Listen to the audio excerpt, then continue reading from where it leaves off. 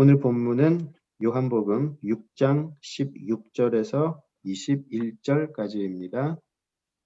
네, 박기금 집사님 읽어주시겠어요? 저물매 제자들이 바다에 내려가서 배를 타고 바다를 건너 가버나움으로 가는데 이미 어두웠고 예수는 아직 그들에게 오시지 아니하셨더니 큰 바람이 불어 파도가 일어나더라. 제자들이 노를 저어 10여리쯤 가다가 예수께서 바다 위로 걸어 배에 가까이 오심을 보고 두려워하거늘 이르시되 내니 두려워하지 말라 하신대 이에 기뻐서 배로 영접하니 배는 곧 그들이 가려던 땅에 이르렀더라. 아멘. 예, 기도하시죠. 아버지 하나님 은혜를 감사합니다. 오늘도 귀한 하나님의 말씀 나눌 수 있게 하여 주심을 감사합니다. 성령 하나님 역사하여 주셔서 나눔 속에 오직 그리스도만 나타나게 하시고 하나님의 영광만이 드러나게 하여 주시옵소서. 예수님 이름으로 기도드립니다. 아멘. 예, 우리 지난주에는 오병이어 이적에 대해서 한번 나누어 보았습니다. 현실적인 문제에서요, 또 현실적으로 반응하는 제자들의 모습을 보았고, 또 놀라운 이적의 현장에서 또 예수님을 선지자, 또 왕으로 세우고 싶어하는 무리들을 우리가 보았습니다. 또 그리고 얼마 지나지 않아 행하여진 칠병이어의 이적을 한번 우리가 살펴보았고요.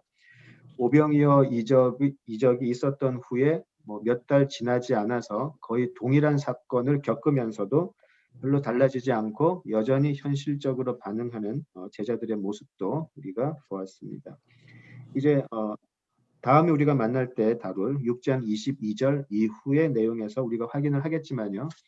예수님께서 오병이어 이적을 통해서 보여주고자 하셨던 것은 예수님이 누구이신가에 관한 것이었죠. 그래서 오병이어의 이적은 어린아이의 순전한 믿음도 주제가 아니었고요. 또 배고픈 우리의 배를 채우시는 예수님의 능력 자체도 아니었음을 우리가 이미 알았고요. 또 더 깊이 또 공부하게 되겠습니다. 오병이어 이적이 가르치는 것은 예수님이 우리에게 주시는 생명의 떡, 과연 그 생명의 떡이 누구에 관한 것인가에 관한 내용이었습니다. 어떻게 지난 한 주 보내셨는지 모르겠어요. 이 오병이어 이적을 한번 생각을 해보시면서 또 이 한 주를 보내셨으면 좋겠다 그런 생각이 드는데요. 개인적으로요, 또 이 한 주 내내 기도하면서 오병이어 이적을 가지고요, 또 저희 믿음을 한번 돌아보는 시간이 되었던 것 같습니다. 오병이어는 고사하고요, 오병이어와는 비교도 안 될 겨자씨보다도 더 작은 그런 형편없는 믿음이 저의 믿음인데요. 그래도 예수님께서 제 삶에 들어오셔서 그분이 때인 본인의 몸인 떡 그리고 또 흘린 피로 말미암아서 겨자씨보다 적은 오병이어와는 비교도 안 될 만큼 작은 믿음이 오히려 부욕해 되고요. 또 풍성케 되기를 참 소망했었습니다. 아무것도 할 수 없는 현실적인 문제나 영적인 문제 앞에서 아무것도 할 수 없는 저의 믿음이지만 예수님의 능력으로 몇천 명을 먹이고 12바구니에 넘치는 그런 믿음이 되면 참 좋겠다 그런 생각을 하고 또 소원을 했었습니다. 저보다 더 큰 믿음을 가지신 우리 지체분들 예수님의 은혜로 정말 풍성하고 부요한 믿음으로 커져가는 은혜가 임하기를 또 같이 기도를 해봅니다. 지난주에요, 우리가 한 가지 관심을 가지고 이 오병이어 이적을 살펴보았던 것은 바로 요한이 묘사하는 이 오병이어 사건, 그리고 다른 공관복음서에서 묘사하는 오병이어 사건의 차이점이었던 것을 기억을 하실 것 같아요. 특별히 6장 4절에서 보셨듯이 마침 6월절이 가까운지라라고 하는 그 세팅에 우리가 좀 주목을 하였었죠. 왜 요한은 굳이 이 유대인의 명절인 6월절이 가까웠다라는 시기적인 배경을 언급을 하였을까? 우리가 좀 상상을 한번 해보았습니다. 왜냐하면 다른 그 공관복음에서 이 동일한 사건을 이야기할 때는 그 다른 세팅에서 시작을 했기 때문에 요한이 과연 무엇을 말하고자 했을까 우리가 좀 생각을 해보았죠. 요한복음에서요. 요한복음을 이렇게 보시면 그 성령에 관해서 요한이 많이 이야기를 하는데요. 14장 26절에 보시면 예수님께서 그런 말씀을 하시죠. 14장 26절에 보시면 보혜사 성령이 오시면 모든 것을 가르치시고 또 예수님께서 하신 말씀을 다 생각나게 하실 것이다. 그런 말씀을 예수님께서 하셨죠. 그 말씀을 가지고 한번 생각을 해보면은요. 오병이어 이적에 관해서 충분히 이해를 제자들이 하지 못했음을 우리가 알 수 있죠. 몇 달 후에 있을 거의 동일한 세팅에서도 칠병이어 사건에서도 제자들은 그들의 믿음을 발휘하지 못했었는데요. 그런데 성령이 오시면 예수님께서 말씀하신 대로 보혜사 성령이 오시고 난 후에 요한은 아마 그 전에 있었던 많은 사건들을 기억을 하며 그때 이런 의미였었구나를 깨닫지 않았을까 우리가 생각할 수 있게 되죠. 그래서 이 오병이어의 그런 여러 가지 세팅 그리고 그 숨겨진 의미를 예수님이라고 하는 분을 중심에 놓고 어떻게 해석해야 하는지를 요한은 성령을 통해서 깨닫게 되었을 것이다 라고 우리가 생각을 할 수가 있죠. 그래서 요한은 그런 성령께서 깨달음을 주신 것을 가지고요. 그 모든 것을 염두에 두고 그 당시 현장을 소개하고 이 이적에 숨어 있는 내용을 설명하는데 굉장히 조심스럽게 접근하지 않았을까? 또 그런 생각도 우리가 할 수가 있겠고요. 그래서 오병이어 이적을 생각하면서 예수님께서는 오병이어 이적을 유월절과 광야 생활을 연결시켜서 보여주시고자 했던 것이구나를 깨닫게 되었을 것이다 라고 우리가 상상할 수 있을 것 같습니다. 그래서 그 당시에 회람되고 있는 다른 복음서에는 연결되어 있지 않은 그 유월절이라는 세팅을 요한은 집어넣어서 그 당시 사람들이 다른 공간복음서에서 놓치고 있던 이 유월절 광야 생활과 연결이 된 이 오병이어 이적을 알리고자 했다라고 생각이 됩니다. 그래서 다른 공간 복음서에서 빠지거나 미진한 내용을 첨가해서 지금 요한은 설명해 주고 있는 것이라 생각이 되고요. 그래서 이 마침 6월절이 가까웠다라고 하는 이 세팅은 오병이어 이적을 이해하는데 거의 키가 되지 않을까 싶습니다. 자, 우리가 지난주에 오병이어 이적을 이야기하고 난 후에 또 몇 달 후에 있었던 칠병이어의 기적을 놓고요. 거의 동일한 상황에서 믿음을 보이지 못하고 여전히 현실적인 반응 또 해결책을 찾으려고 했던 제자들의 모습도 우리가 확인을 했었습니다. 자, 그런데요.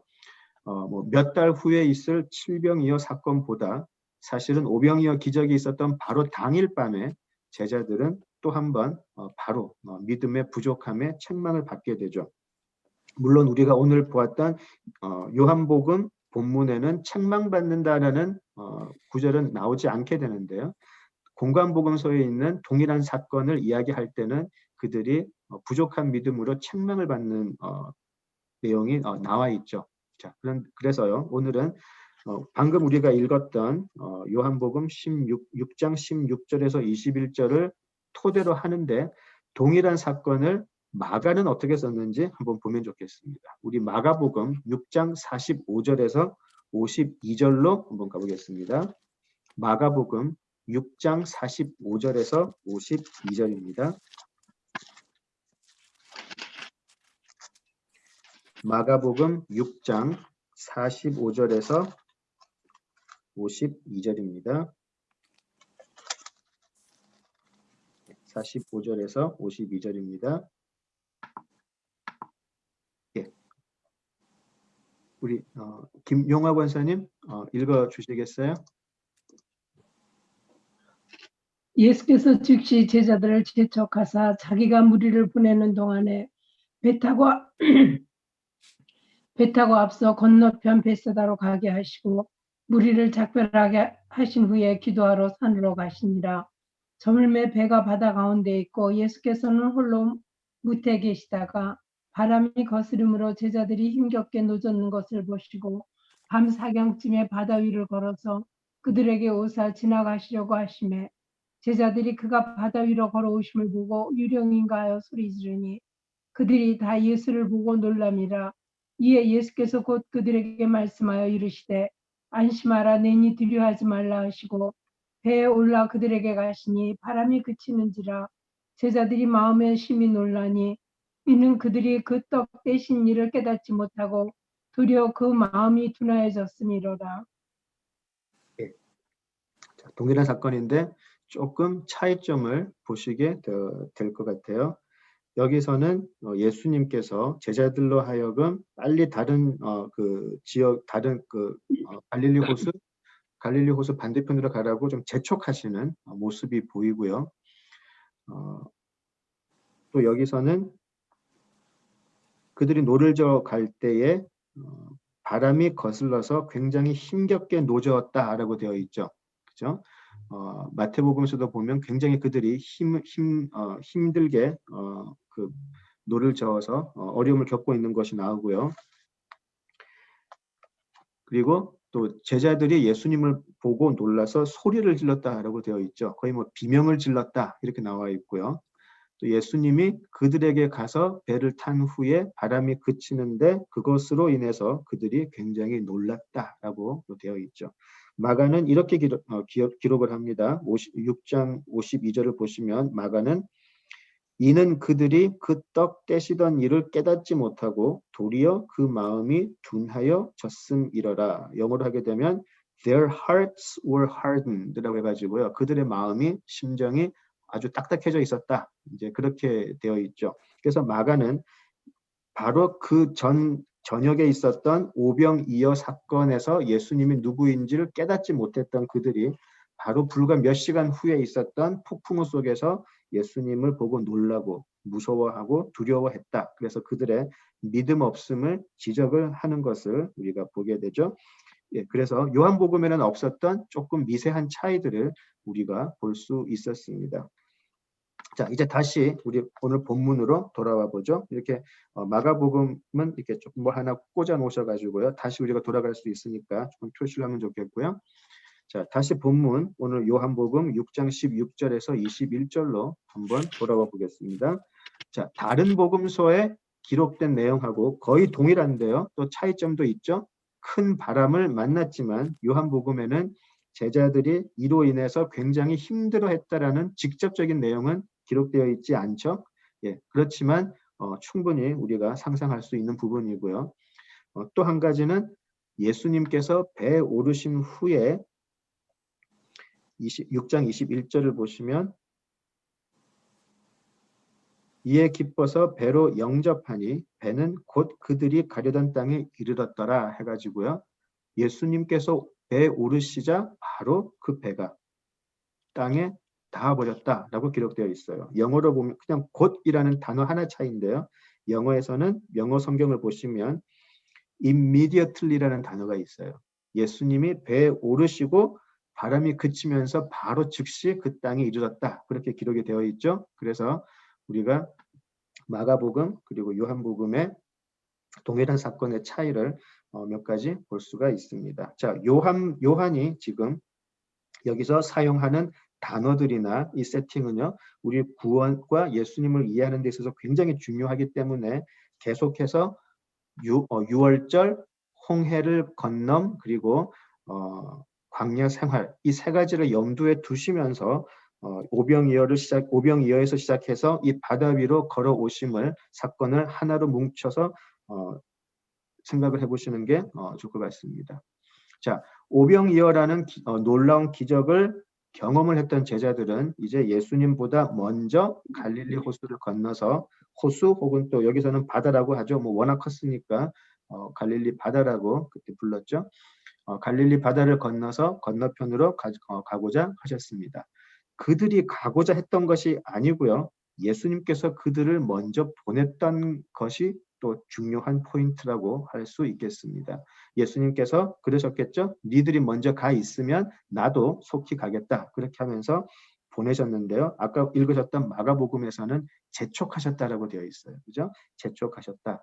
왜 재촉하셨을까? 여러 가지 생각을 해볼 수가 있겠지만 어쩌면 예수님께서는 이미 그들이 그 바다를 건널 때 폭풍우가 있을 것을 아시고 빨리 보내고자 하신 것이 아닐까, 뭐 그런 해석도 가능할 수 있겠고요. 또 몇 가지 다른 해석이 있는 것을 보게 됩니다.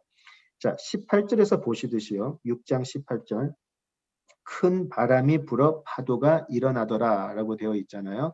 그래서 그들이 배를 타고 가는 도중에 큰 바람이 불어서 파도가 일었다 라고 되어 있는데, 갈릴리 호수가 이렇게 생겼대요. 그 길이가 20km 정도가 되고요. 폭이 12km 정도라고 알려져 있어요. 근데 갈릴리 호수는 그 해면보다 200m 정도 낮게 위치를 해가지고요. 호수를 둘러싼 그 산들이 있을 텐데 그 산들을 타고 그 내려오는 그 차가운 공기가 밑으로 쭉 내려가서 갈릴리 호수와 만나게 된대요. 근데 이제 갈릴리 그 호수 또 바다는 그 물 때문에 항상 온도가 좀 높게 있고요. 그래서 우리 샴페인에 사는 우리는 잘 알고 있죠. 찬 공기하고 더운 공기가 만날 때는 엄청난 바람이 불죠. 특히 지난 한 해 우리 샴페인에 거의 바람이 세게 안 분 날이 없지 않았나 싶을 정도로 굉장히 많이 불었는데요. 우리 샴페인도 우리 그 중서부에 항상 그 더운 공기하고 찬 공기가 만나는 그 라인을 그 지나가는 라인에 있어가지고요. 뭐 세인트루이스나 샴페인 모두 굉장히 우리가 그 강한 바람에 고생을 많이 하죠. 갈릴리 호수도 그런 경우인 것 같아요. 밑에 그 해면보다 낮은 200m 정도 낮은 그 해면에서 더운 공기가 올라오는데 산을 타고 내려오는 차가운 공기하고 만나기 때문에 지금도 그렇대요. 지금도 굉장히 갈릴리 그 호수, 뭐 갈릴리 바다는 갑자기 예고 없이 닥치는 그 돌풍, 폭풍 때문에 굉장히 위험한 경우가 지금도 많다고 그러죠. 자, 그래서 마태복음 동일한 내용인 기록한 마태복음 14장 24절을 보시면은요. 고난을 당했다라고 나와 있어요. 그들이 그 폭풍을 통해서 고난을 당했다라고 나와 있어요. 자, 16절 잠깐 보시면은요. 6장 16절 저물매 제자들이 바다에 내려가서라고 되어 있죠. 그죠? 자, 그래서 날이 저물 때에 제자들이 배를 타서 출발을 했어요. 그죠? 이것이 뭐 6시가 될 수도 있겠고 7시가 될 수도 있겠고요. 대충 우리가 시간대를 알 수가 있죠. 날이 저물 때 그들이 배를 타서 노를 저어서 출발을 했고요. 그 다음에 예수님께서 그들에게 가신 시간은요. 아까 우리가 읽었을 때 보셨겠지만 새벽 3시 정도예요. 새벽 3시 정도. 자, 그렇게 본다면 그들이 예를 들어서요. 저녁 6시에 출발을 해서 예수님이 그들에게 걸으신 시간이 새벽 3시라고 한다면 한 9시간 정도의 시간이 소요됐다라고 생각할 수가 있죠. 아주 늦게 잡아서 저녁 밤 9시에 출발을 했다라고 해도 짧게는 6시간, 길게는 9시간의 시간이 소요되었음을 우리가 알 수 있습니다. 자, 그런데요. 그들이 노를 저어간 거리는요. 어느 정도 되었을까요? 오늘 6장 19절에 나와 있죠. 6장 19절에 보시면 10여리라고 되어 있고요. 또 영어 성경을 보면 3, 4마일이라고 나와 있어요. 3 or 4 miles라고 그래가지고 6시간 혹은 9시간 정도 그들이 간 거리가 한 3마일, 4마일 정도 된다라고 나와 있어요. 그래서 보니까 평소라면은요, 3, 4마일 정도면 그 갈릴리 호수나 그 갈릴리 바다에서 오랫동안 어업을 했던 사람들이면은요, 1시간에서 2시간 정도면 충분히 갈 수 있는 거리였대요. 그런데 이 사람들은 지금 9시간이 되도록 건너가지를 못하고 있었던 거죠. 그만큼 그들은 지금 폭풍우 속에서 거리를 가고자 하는 방향을 잃었을 수도 있고 오히려 그들은 가고자 했지만 뒤로 밀려나기도 하고 굉장히 힘들게 있음을 우리가 알 수 있습니다. 이제 눈치가 빠른 지체들은 이거 뭐하고 비슷하다 생각하셨을 텐데요. 나중에 한번 이야기를 해보죠. 그래서 그들은 한두 시간이면 충분히 갈 수 있는 이 거리를 지금 9시간이 되도록 가지를 못하고 있어요. 그죠? 자, 이제 예수님께서는 그런 그들에게 다가오시죠. 19절 보시면 제자들이 노를 저어 10여리쯤 가다가 예수께서 바다 위로 걸어 배에 가까이 오심을 보고 두려워하거늘 이라고 되어 있어요. 그죠? 자, 죽을 것 같은 상황. 9시간 됐는데도 지금 그렇게 힘들고 하고 있다면 그 사람들은 무엇을 생각을 했을까요? 죽음을 생각을 했겠죠. 우리 오늘 죽겠다라는 생각을 하고 있었을 거예요. 까딱 잘못하면 우리 오늘 죽겠다, 물에 빠져 죽겠다라는 생각을 하고 있었을 것 같아요. 자, 그때 20절, 21절을 보시죠. 여기서 요한 복음을 쓴 우리 사도 요한 특유의 문체가 나오는데요. 한번 보시죠. 20절 이르시되 내니 두려워하지 말라 하신대 라고 되어 있어요. 예수님의 대답을 영어로 한번 보실까요? It is I, do not be afraid. 예, 우리가 요한복음에서 굉장히 중요한 개념 하나가 예수님이 자신을 어떻게 설명하시는가였었죠. 그리고 그것을 우리가 사마리아 여인과의 만남 속에서 한번 얘기했었는데 에고 에임이라는 거 기억하시죠? 예, 예수님의 대답은 나다였었어요. 에고 에임이었었어요. 그죠? 나다. 그러니까 두려워하지 마라. 나다. 두려워하지 마라. 에고 에임이. 그죠? 자, 그리고 21절을 보시면은요. 이에 기뻐서 배로 영접하니 배는 곧 그들이 가려던 땅에 이르렀더라 되어 있고요. 영접이라는 단어가 나오죠.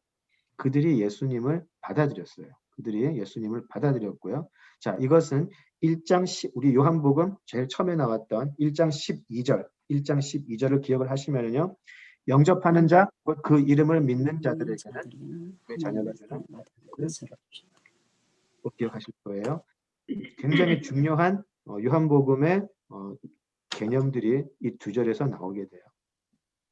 니고데모는 예수님을 구원자로 영접하지 않았고요. 한 선생님으로 영접을 하였죠.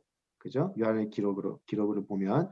자, 그렇지만 그 다음 사마리아 여인은 예수님을 누구로 영접하였죠? 메시아로 영접을 하였어요. 그죠? 그리고 그 여인의 소식을 듣고 동네 사람들 역시 기쁜 마음으로 예수님을 영접하였던 것을 기억을 하실 겁니다.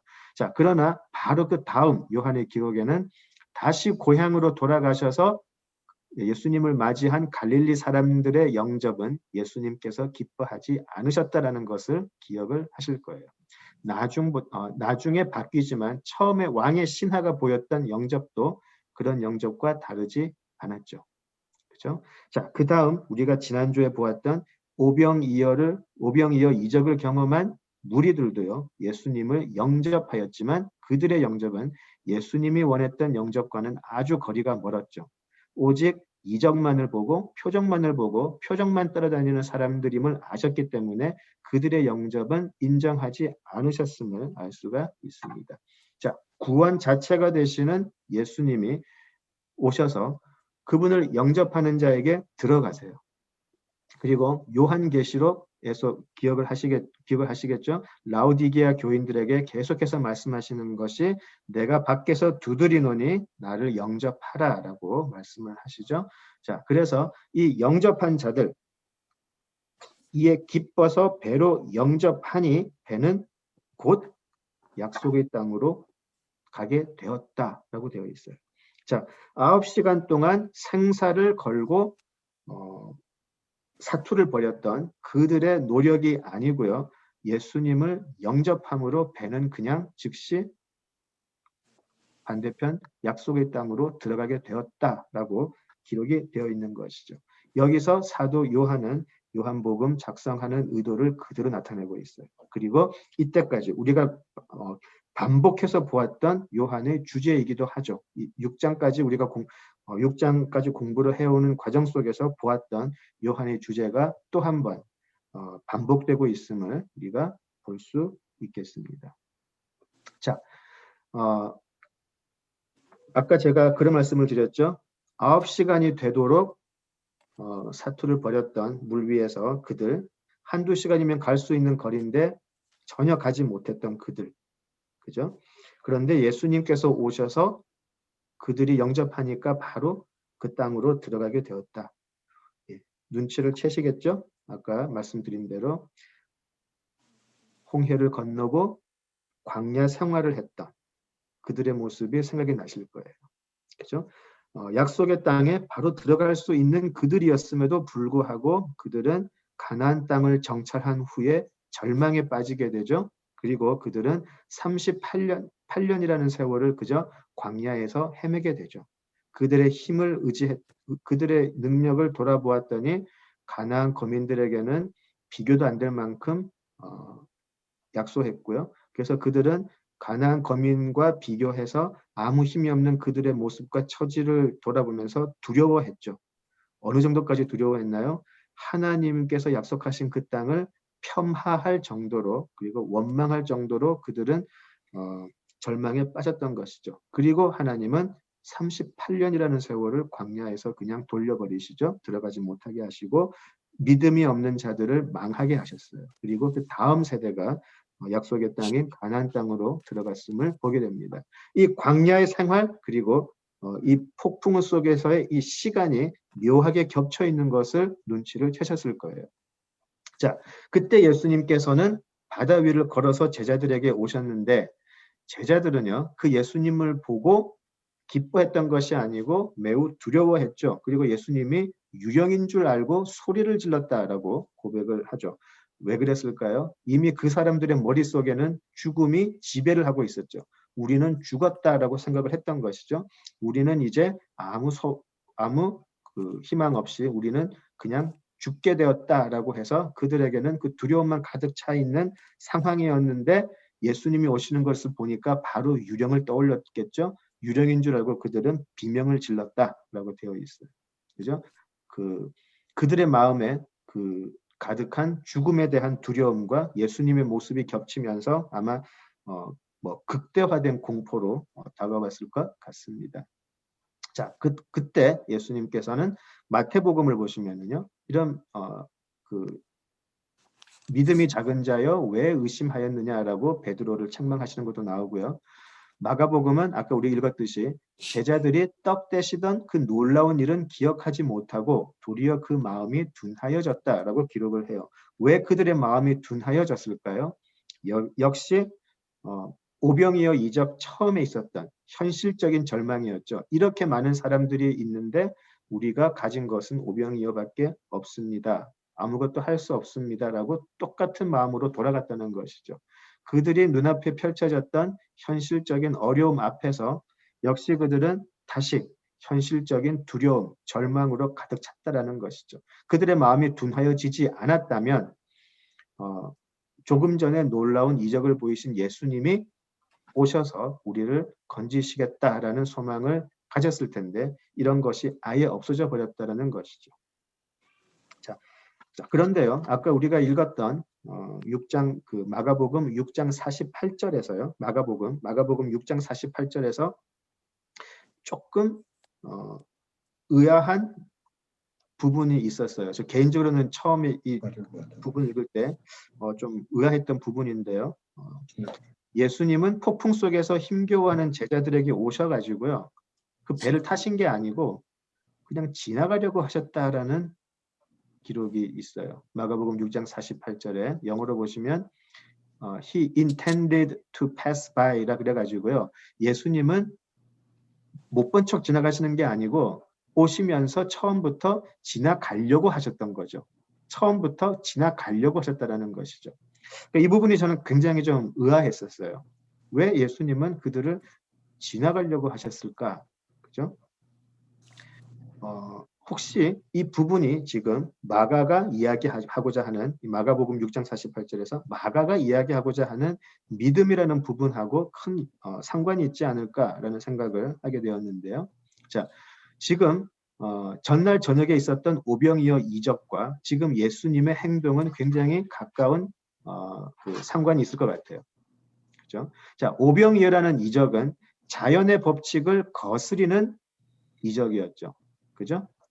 분명히 보리떡 5개, 생선 2마리였는데 이것이 5천 명을 훨씬 뛰어넘는 많은 사람들을 먹이는 자연의 법칙을 거스리는 놀라운 이적이었죠. 그리고 그 이적의 한 가운데에 사실은 제자들이 있었어요. 왜냐하면 그들이 음식을 나눠 줬으니까요. 자, 그랬다면 그것에 참여했던 사람들이라면 예수님이 아까 재촉해서 보내셨다 그랬잖아요. 그들을 재촉해서 빨리 가라. 빨리 가서 그 건너편 땅에서 만나자. 내가 거기로 가겠다라고 하셨을 때에는 어떤 믿음이 생겨야 할까? 중간에 가다가 어떠한 어려움이 있더라도, 그죠? 오병이어 이적에서는 아무것도 가진 것이 없는 상황이었고, 지금 폭풍우 속에서는 아무리 노를 저어도 오히려 배가 뒤집혀 버리게 생긴 그러한 극한의 상황이 있다 할지라도 반드시 우리는 예수님을 저 땅에서 만날 수 있을 것이다 라는 믿음이 있어야 했다라는 것이죠. 마가는 그의 기록을 통해서 지금 그것을 지적하는 것 같아요. 예수님이 우리로 하여금 가라라고 하셨고 거기서 만나자라고 하셨으니까 우리는 반드시 만날 것이다 라고 믿었어야 되는데 오히려 예수님을 보고 그들은 소리를 지르고 비명을 질렀다라는 거죠. 그것도 예수님을 유령으로 보았고요. 자, 오병이어 이적은 불과 몇 시간 전이었었어요. 그죠? 예수님께서는 그들이 어떤 어려움이 있어도 건너편으로 도달하게 될 것이니까 예수님은 니들은 그것을 믿어라. 나는 걸어서 계속 그 땅으로 가서 너희들을 맞이하겠다. 그런 의도였을까요? 광야에서 똑같은 사건이 있었죠. 사건이기보다 광야 생활 자체가 그랬죠. 자체가 그랬던 것이죠. 하나님께서 그 땅으로 들어가라라고 하셨으면 내가 이 땅을 너희들에게 준다라고 하셨으면 들어갈 수 있고 그 땅을 차지할 수 있을 것이라고 믿고 갔었어야 하는데 무엇에 근거해서요? 6월절에 기적을 겪었고 무엇보다 그 홍해의 기적을 경험했던 사람들이죠. 자연의 법칙을 넘어서는 놀라운 광경을 목도한 사람들이었는데 자, 하나님께서 가라고 하신 그 땅 앞에서 그들은 공포로 주저앉아 버리는 것이죠. 지금 이 제자들의 모습과 홍해를 건넜던 이스라엘의 모습은 굉장히 닮아 있어요. 그렇죠? 어떤 경우까지 갔는지 기억나시죠? 그들은 이 애굽 노예 시절을 그리워하기까지 했었어요. 그렇죠?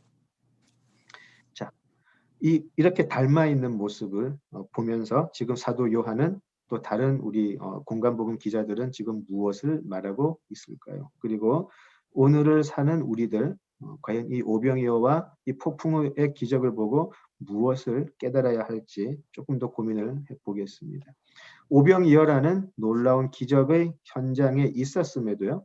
자, 바로 눈앞에 폭풍우에서 고난을 겪고서는 의심을 하고 절망에 빠졌던 제자들의 모습이 바로 우리가 겪을 수밖에 없는 필연적인 모습이 아닐까 싶어요.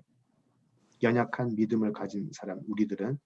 그리고 이것이 우리의 구원의 여정이기도 하죠. 실제로 어제의 감격이나 바로 어제의 감격, 어제까지 가지 말죠. 우리 오늘 새벽이라고 해볼까요? 새벽에 혼자 기도하면서 가졌던 감동, 감격 그런 것들이 바로 몇 시간 후에 있을 고난을 이기지 못하는 것을 우리가 얼마나 많이 경험했는지 모르겠습니다. 우리가 예배를 드리면서 우리는 세상에 많은 거 필요 없고 오직 예수님으로 충분합니다. 우리가 서로 확인하고 기뻐하고 눈물 한번 흘리고 돌아서서는 바로 몇 시간 후에 어떤 소식 하나 듣고 마음이 확 무너져 버리는 거 엄청나게 경험 많이 하시죠? 예, 저는 많이 합니다. 예.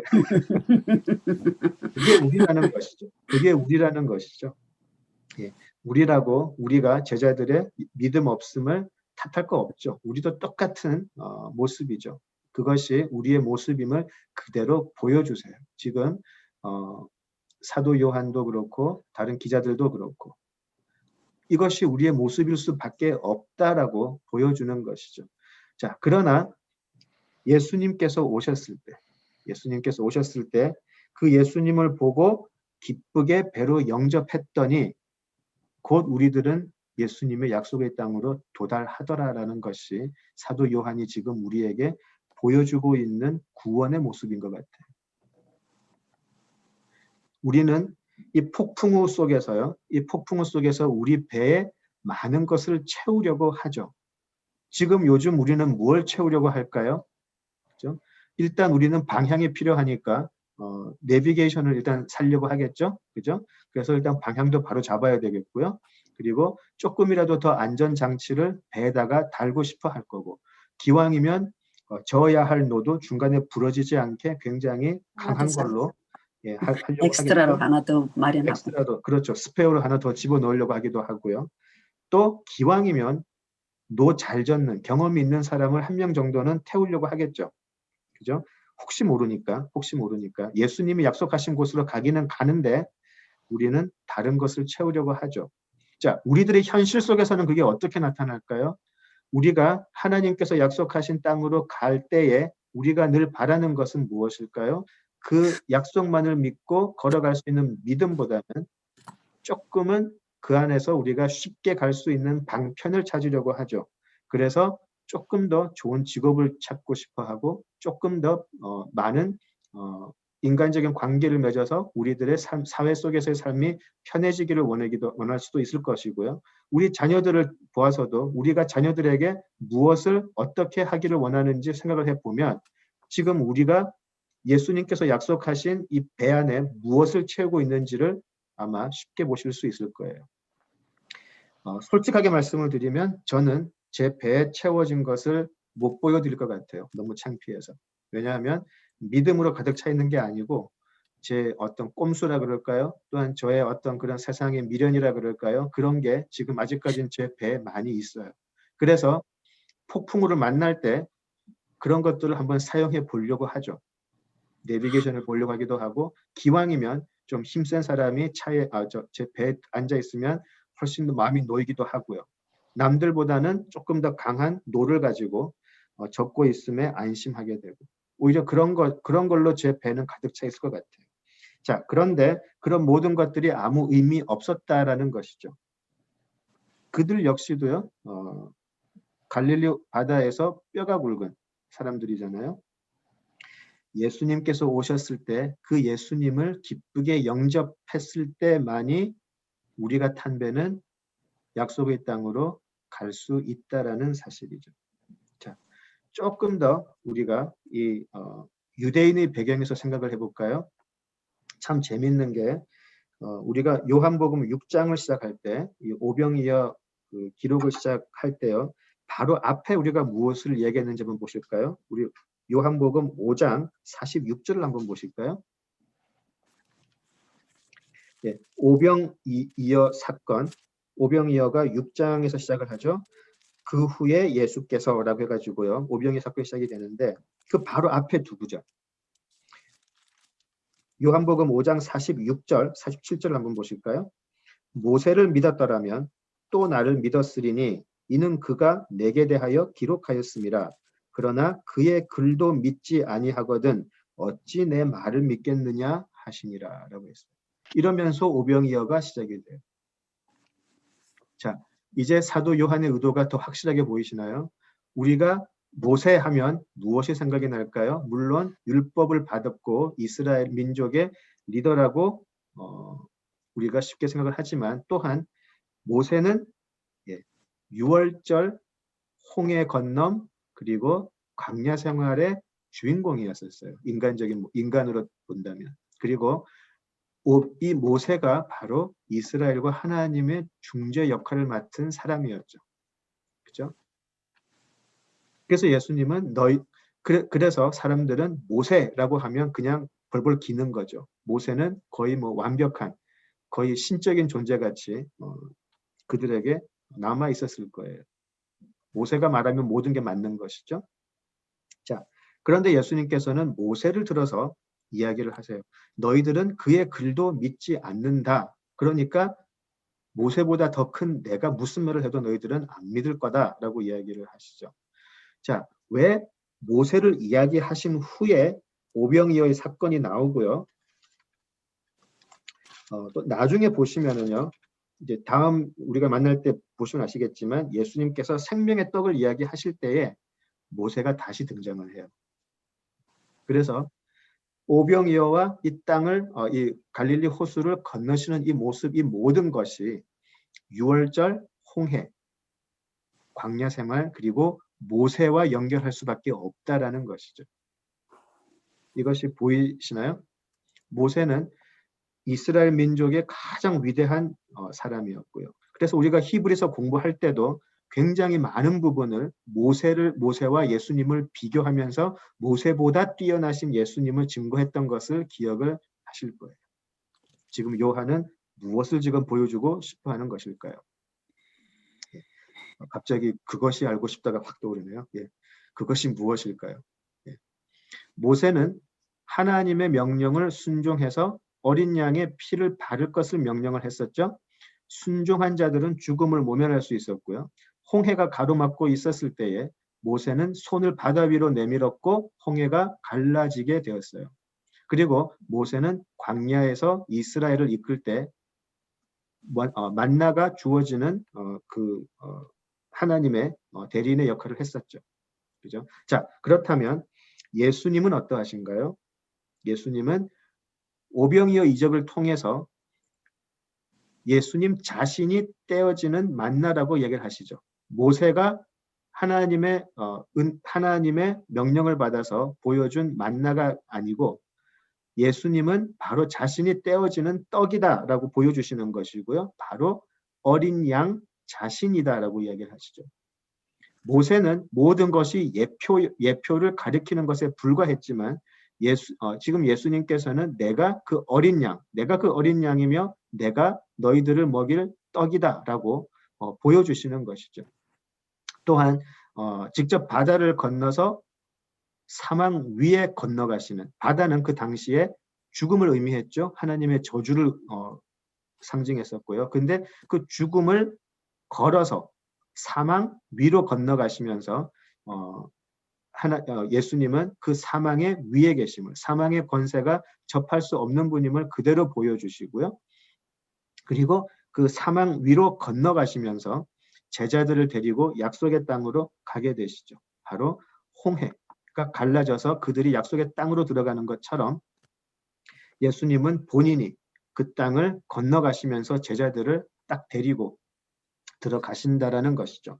제자들은 자기들의 능력, 자기들의 어떤 배경도 그 죽음의 공포, 죽음을 넘어설 수 없기 때문이죠.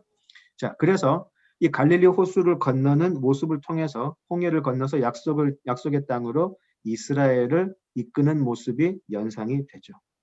그들은 의심하고 절망해서 또 불순종해서 망했지만 예수님은 이제 그들의 배에 들어가셔서 그들과 함께 들어가시게 약속의 땅으로 들어가게 되는 것입니다.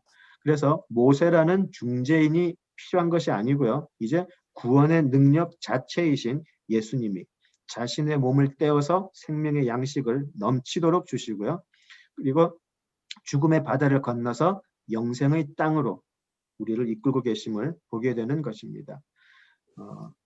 오병이어 이적을 경험했던 사람들이 예수님을 왕으로 세우려고 했죠. 그렇죠? 자, 그들은 예수님이 왕이 되면 자신들의 삶이 윤택해질 것을 믿고 그렇게 하려고 했을 거예요. 우리 많은 기독교인이라고 하는 사람들이 그렇게 예수님을 믿죠.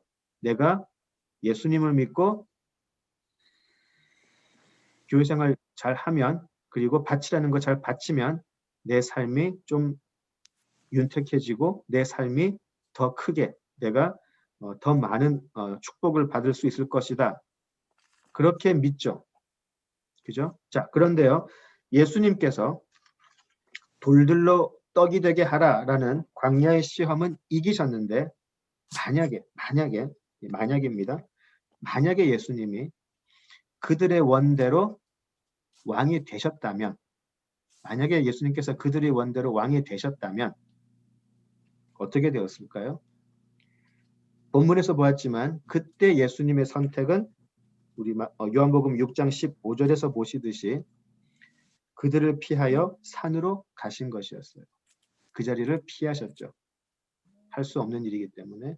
자, 그런데 만약에 예수님이 그들의 왕이 되어서 이제 그들을 통치하셨다면, 이제 시간이 지나면서 백성들의 삶은 어떻게 변했을까요? 이 백성들 생각할 필요 없고요. 우리 한번 생각해 볼까요?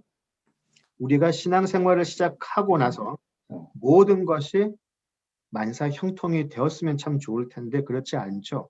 우리에게 신앙은 오히려 예수님을 영접한 후에 오히려 더 큰 고통과 고난이 있는 것을 우리가 알죠. 그리고 원래 있던 고난과 고통도 사라지지 않는 것을 우리가 경험을 하죠. 그죠? 그것이 우리가 이 세상에서의 삶이라고 알고 있고요. 그런데 우리는 예수님을 믿었는데 왜 내 삶이 이렇게 되나? 왜 나한테 이런 일이 생기나?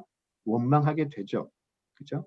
왜 맨날 나에게 좋은 떡으로 줘야 하는데 왜 이런 것도 주나? 불평하죠. 그죠? 자, 만약에 예수님께서 왕이 되셨다면 우리들의 반응은 어떠했을까가 출애굽기에 나와 있어요. 우리 출애굽기 14장 한번 가보실까요? 출애굽기 14장 11절, 12절 한번 보시겠습니다. 출애굽기 14장 11절, 12절. 출애굽기 14장 11절, 12절. 예, 우리 김경숙 집사님 읽어주시겠어요? 그들이 또 모세에게 이르되 애굽에 매장지가 없어서 당신이 우리를 이끌어내어 이 광야에서 죽게 하느냐? 어찌하여 당신이 우리를 애굽에서 이끌어내어 우리에게 이같이 하느냐? 우리가 애굽에서 당신에게 이런 말이 이것이 아니냐? 이러기를 우리를 내어버려 두라. 우리가 애굽 사람을 섬길 것이라 하지 아니하더냐? 애굽 사람을 섬기는 것이 광야에서 죽는 것보다 낫겠노라. 예, 예수님을 우리의 왕으로 영접했는데 조금 배고프고 일 풀리지 않으면 바로 이렇게 답하지 않았을까요? 실제로 이스라엘 사람들은 이렇게 하나님께 답을 했었어요. 그 수많은 오병이어보다 이적보다 더한 이적을 보고서도 이들은 이런 불평을 하게 되죠. 어제나 예전에 있었던 모든 놀라운 일들은 다 기억으로 사라지고요. 오늘 내가 겪는 이 아픔이나 혼란이나 두려움들 앞에서 왜 내가 신앙이 없을 때 그 자리에서 우리를 이끌어내어서 여기서 이렇게 의심하게 하고 비참하게 하십니까? 왜 나한테 이렇게 합니까? 그냥 예전에 내가 살던 그 모습대로 살게 하지. 차라리 그렇게 살다가 그냥 죽는 게 낫지. 왜 이런 삶을 살게 하십니까? 원망하는 우리들 아닌가 싶습니다. 오병이어의 기적을 경험한 사람들도요. 예수님을 왕으로 모신 후에 곧 바로 불평하고 저주하는 자리로 가지 않았을까 짐작할 수 있는 것이죠. 자, 우리 똑같다고 생각을 합니다. 예수님과의 놀라운 만남, 은혜의 시간이 우리 모두 있었지만 고통의 바다를 건널 때는 비관하게 되고요. 예수님을 의심하고 감사와 믿음보다는 불평과 절망에 휩싸인 삶을 살게 되죠. 오늘의 우리 모습을 한번 돌아보시면서 과연 나의 삶에는 모든 것에 감사하는 믿음이 있는가? 아니면 다른 불편한 것, 다른 의심스러운 것 때문에 힘들어하나 돌아보시면 거기에 대한 대답이 금방 나오지 않을까 싶습니다. 자, 여기서 마치면 굉장히 우울해질 것 같은데요. 그러나 예수님께서는 우리를 너무나 잘 아시죠? 고통의 바다를 힘들게 건너고 있는 우리들에게 찾아오시고 우리의 인생에 들어오시죠. 제자들이 바다에서 살고자 정말 사투를 벌이고 있을 때에 예수님은 그 모습을 그대로 보고 계셨고 기도하고 계셨을 거예요. 이길 수 있게 해주세요, 하나님. 약한 저들 붙잡아 주세요. 그리고 저들과 함께 반드시 약속의 땅으로 들어가야 하니까 하나님, 우리 이 약속이 이루어지게 해주세요. 예수님은 기도하셨을 거예요. 그리고 그 절망의 순간에 결국 예수님께서는 그 약속을 이루시고자 우리를 찾아오셨고요. 그리고 그 찾아오심이 사망의 바다 위를 능히 건너시고요. 능히 걸어오시고요. 능히 걸어오시고 그리고 예수님을 기쁘게 영접하는 자 그 앞에서 예수님은 은혜를 베푸시고 우리를 데리고 약속의 땅으로 들어가실 것이라는 겁니다. 그 소망이 우리 모두에게 임하기를 바랍니다. 아멘. 그 믿음이 우리 모두에게 임해서 우리는 이제 폭풍우 속에 있지만 오히려 예수님처럼 폭풍우 위를 걸어갈 수 있는 그런 사람들이 되는 그런 믿음의 사람들이 되기를 바랍니다. 예, 여기까지 하죠. 우리 같이 기도하시겠습니다. 아버지 하나님, 우리는 여전히 폭풍우 속에 있는 것 같고 우리는 그 폭풍우 속에서 또 다른 길을 찾으려고 여기저기 둘러보고 있음을 하나님께서 아십니다. 하나님, 간구드리오니 우리의 믿음은 오병이어보다도 더 작은 믿음이지만 예수님 우리들의 삶에 들어오셔서 놀라운 참으로 풍성한 믿음으로 만들어 주셔서 그런 폭풍우도 넉넉히 이기고 예수님과 함께 약속의 땅으로 들어갈 수 있는 그러한 우리들 되게 하여 주시옵소서. 그러한 믿음을 소원합니다. 오직 의인은 믿음으로 말미암아 살리라라고 하신 하나님, 우리의 믿음 너무나 보잘것없지만 예수님께서 풍성하게 만드신 그 믿음으로 살아갈 수 있게 하여 주시옵소서. 예수님 이름으로 기도드립니다. 아멘.